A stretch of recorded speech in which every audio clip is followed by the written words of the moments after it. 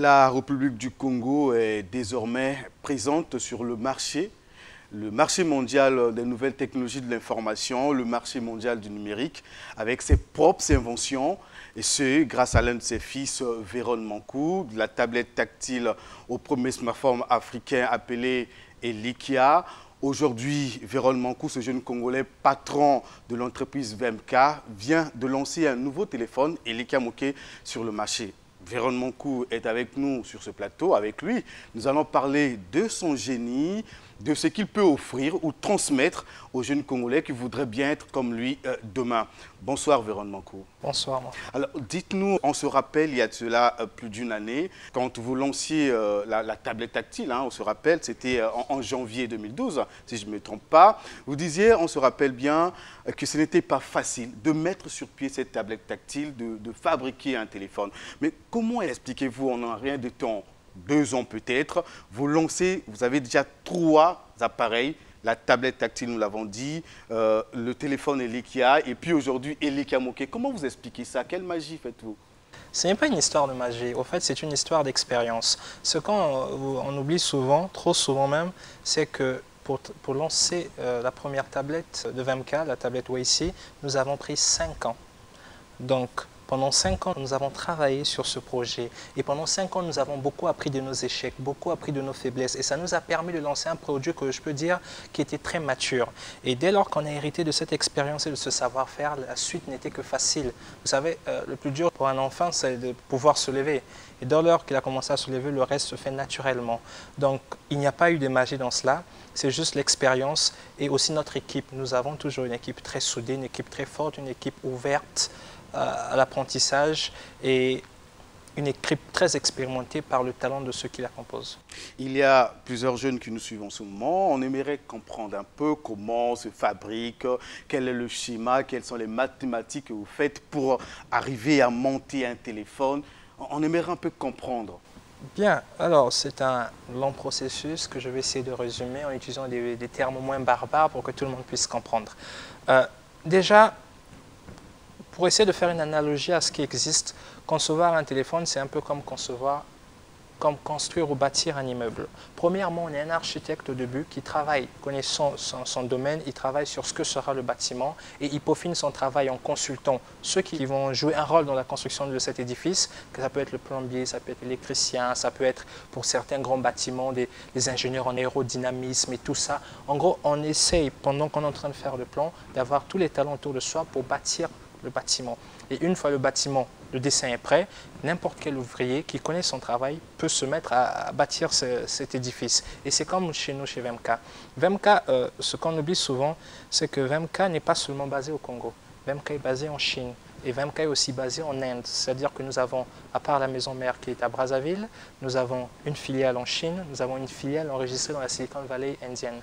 Donc, quand nous nous lançons sur de nouveaux projets, aujourd'hui, nous consultons toutes nos succursales ou nos filiales et nous travaillons ensemble sur le design, sur l'infrastructure. En anglais, on dit ID, Infrastructure Design, du produit. Et une fois que c'est fait, nous faisons des prototypages. Et là aussi, les prototypages, c'est quelque chose d'assez difficile parce que jusqu'alors, nous n'avons pas encore les moyens pour lancer un vrai atelier de design au Congo. Ce qui fait que nous utilisons les ateliers d'autres entreprises. Donc, nous consultons nos fournisseurs ou nos partenaires pour la phase de prototypage. Quand c'est fait, quand nous avons un prototype qui marche, et là, nous cherchons une usine qui a les capacités d'assembler nos produits. Et cette usine, nous allons la louer par jour, donc par nombre de jours que nous allons travailler dans cette usine. Donc nous allons utiliser le personnel qui est formé de cette usine pour pouvoir assembler nos projets.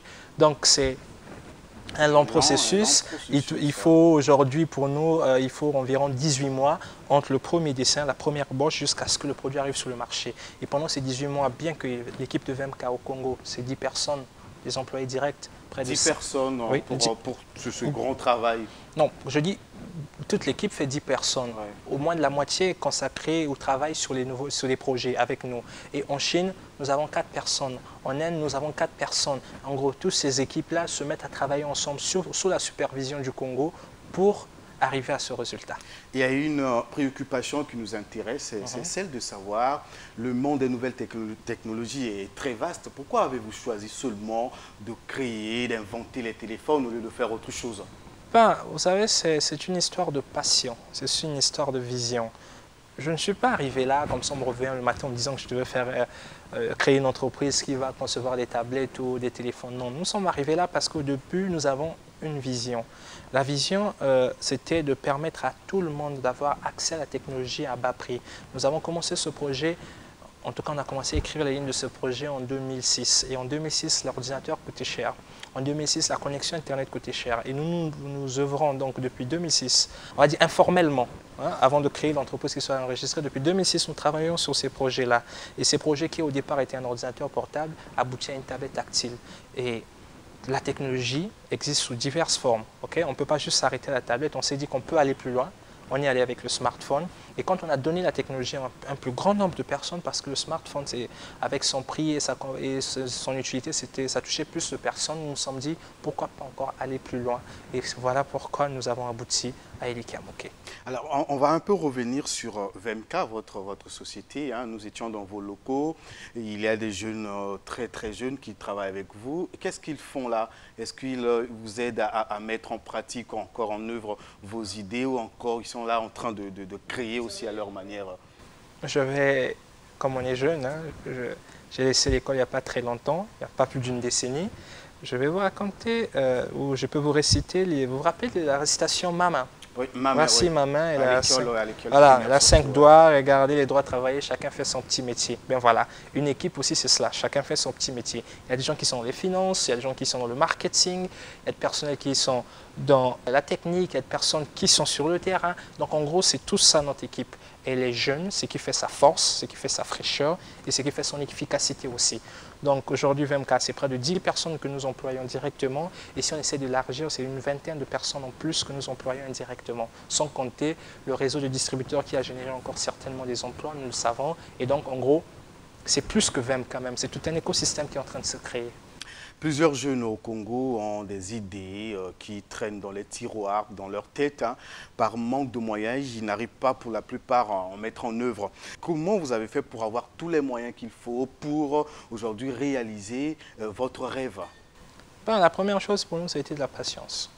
Quand nous avions tout ce que nous voulons en termes de connaissances, en termes de volonté et de vision, le plus dur, c'était de lever les fonds, de trouver de l'argent. Mais ça n'a pas été facile. Nous sommes passés toquer à toutes les portes et on n'a pas pu trouver de l'argent. Ce que nous avons fait plutôt, c'était de commencer par quelque chose dont on se disait qu'il pouvait nous faire apporter facilement de l'argent pour financer dans notre gros projet.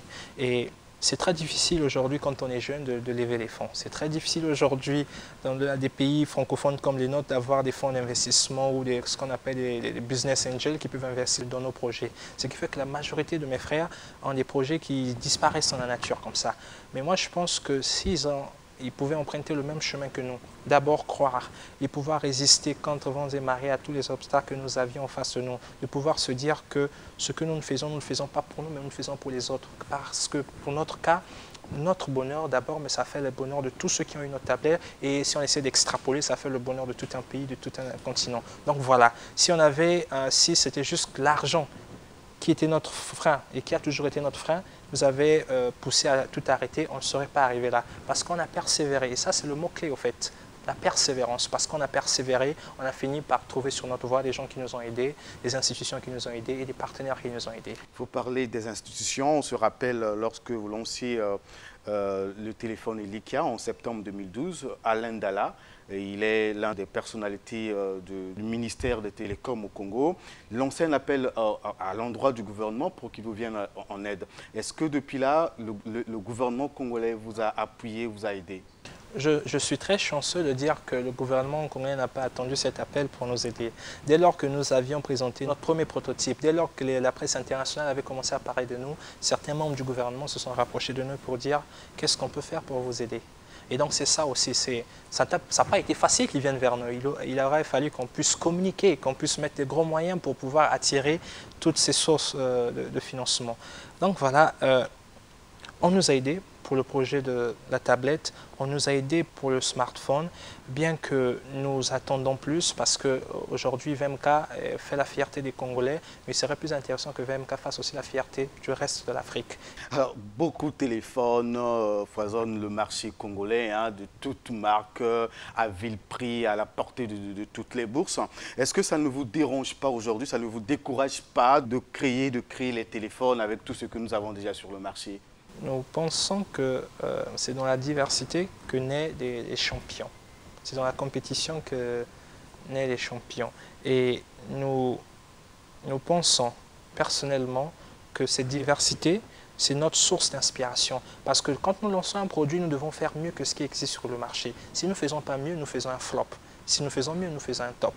Et en termes de téléphone, je peux vous assurer que nous avons été motivés que par deux choses. Premièrement, la qualité, une qualité exceptionnelle, et deuxièmement, un prix accessible. Concernant la qualité exceptionnelle, je peux vous assurer que sur les normes de qualité que nous avons, nous travaillons avec des laboratoires de qualité qui ont jusqu'à 200 tests différents pour certifier nos produits. Donc, avec la qualité que nous avons, les téléphones équivalents sur le marché coûtent 2 fois plus cher, mais pourtant chez nous c'est moins cher. Donc il y a d'abord la qualité, parce que nous pensons qu'en Afrique plus qu'ailleurs, les gens n'utilisent pas les produits comme on devrait l'utiliser en Europe. Moi je peux vous citer ça, j'étais surpris un jour, j'étais dans la voiture, j'écoutais RFI, une dame à Cotonou a dit qu'elle avait lancé une bibliothèque numérique avec les tablettes, elle achetait des tablettes qui venaient d'Europe, et 50% de ces tablettes étaient à terre parce que ce n'était pas acclimaté à l'Afrique. Et elle a lancé l'appel sur RFI, je suivais, elle attend la tablette congolaise. Donc c'est pour dire que nous travaillons d'abord avec l'environnement. Mais quand on dit l'environnement, ce n'est pas juste quelque chose de résistant ou d'incassable, non. L'environnement, c'est aussi le contenu, les applications. Qu'est-ce qu'on peut faire pour pousser les gens à devenir des plus gros consommateurs d'applications? Qu'est-ce qu'on peut faire pour simplifier la vie des gens avec un téléphone? Ça, c'est notre plus, ça, c'est notre combat. Alors, Véron Mankou, nous allons vers la fin de cet entretien. On aimerait un peu savoir, vous êtes aujourd'hui l'exemple pour beaucoup de jeunes et il y a certains qui aimeraient certainement vous voir, vous rencontrer, travailler avec vous. Et quelles sont les possibilités ou encore le canal pour être à vos côtés? Nous sommes une petite équipe, nous sommes une petite bande de Gaulois face à une grande armée romaine, ce qui fait que chez VMK, nous battons pour n'avoir que les meilleurs avec nous. Et ceux qui se disent meilleurs dans leur domaine ont beaucoup de chances d'être chez VMK. Parce que quand vous dites meilleurs, ça veut dire comment vous faites pour sélectionner les meilleurs? On a des mesures assez drastiques parce que quand on veut lutter contre Nokia ou Samsung, il faut avoir les meilleurs éléments avec nous. Et donc les meilleurs, ce n'est pas certainement celui qui a un bac plus 15. Les diplômes chez nous, ça ne compte pas. Quelqu'un qui est meilleur chez VMK, d'après moi, c'est quelqu'un qui peut faire des choses exceptionnelles avec peu de moyens. Peu de moyens, c'est la réalité de tous les Congolais. Nous n'avons pas un système éducatif qui nous permet d'être excellents sur tous les domaines. Nous n'avons pas des conditions parfois réunies pour nous permettre d'être excellents à tous les domaines. Et face à ces conditions-là, si on peut faire quelque chose, nous, chez VMK, on vous récupère parce qu'on va vous donner la capacité de faire plus que ça. Il n'y a pas de stage Si, nous faisons des stages. Et au-delà même des stages, parce que chaque année, pendant les vacances, nous demandons à ceux qui veulent faire les stages chez VMK de venir déposer leur dossier. Nous sommes heureux de savoir que, par exemple, en juin, nous avons reçu 400 demandes de stage pour 15 à 10 places. Donc, c'est quand même quelque chose d'assez touchant de savoir que les gens s'intéressent à VMK. Mais nous avons aussi un grand problème, c'est que nous avons du mal à recruter les cadres dont nous avons besoin, les talents dont nous avons besoin. Et on ne peut pas toujours penser qu'il serait mieux de les faire venir d'ailleurs. Ce que nous voulons faire, et c'est ce que nous allons faire. Le problème, c'est à quel niveau Le problème, c'est le système éducatif. Quand nous avons besoin des cadres qui sont un ingénieur dans le hardware, on ne le trouve pas parce qu'il n'y a aucune école qui forme des ingénieurs au Congo. Donc ce que nous voulons faire, c'est plutôt quoi? C'est que nous allons lancer un programme qui s'appelle VMK Academy. Nous allons sélectionner dans les écoles qui sont à Brazzaville les meilleurs élèves dans chaque domaine dont nous avons besoin. Nous allons les faire ce qu'on appelle l'internship, c'est-à-dire les mettre dans VMK, VMK sera pour eux comme une école. On va les former sur ce que nous voulons qu'ils puissent être. Au bout de 12 mois, nous sélectionnerons les meilleurs parmi eux pour intégrer VMK. C'est cela. On ne va pas attendre qu'on puisse avoir demain une école d'ingénieurs pour pouvoir recruter les talents. Non, nous allons former nous-mêmes les talents et c'est ça mon combat.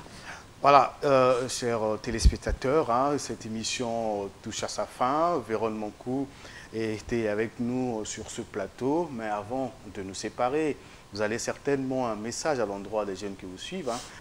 Aux jeunes, j'aimerais dire, vous savez, l'entreprise que j'ai créée s'appelle VMK, même si ça prête trop de confusion avec mon nom, Véron Mankou, mais VMK veut dire Vumbuka.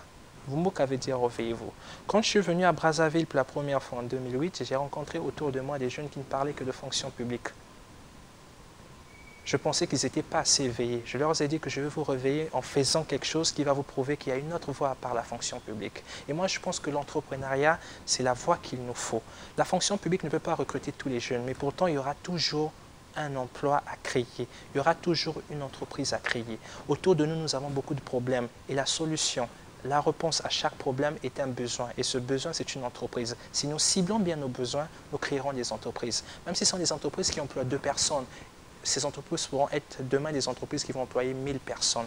Et moi, je crois que la solution est dans l'entrepreneuriat. Voilà. Merci. Nous sommes arrivés à la fin de votre émission d'entretien. On se retrouve la semaine prochaine.